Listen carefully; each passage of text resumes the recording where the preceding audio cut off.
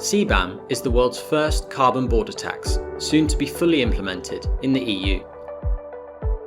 It applies a cost of carbon to certain high-emitting imports like steel and cement from countries with more lenient emissions regulations.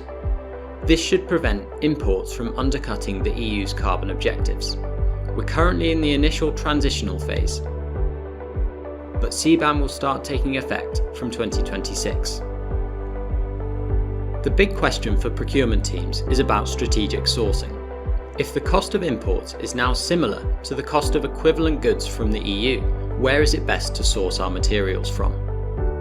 Keeping production offshore will be a large data burden, whereas switching production to the EU will require significant supply chain adjustments.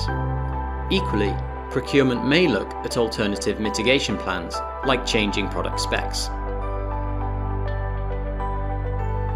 The most obvious change will come in data. We need to know where high-emitting products come from, how much we're importing, and what their embedded emissions are. To get this data, we will need to engage existing suppliers. More broadly, strategic sourcing decisions must be made around onshoring versus offshoring, as well as wider risk considerations. Ultimately, this comes back to the broader shift that sustainability is driving in procurement, moving to a focus on total value rather than just cost and quality. So start preparing now. CBAM will mean a lot of changes for your procurement team, and early action gives you the time to adapt.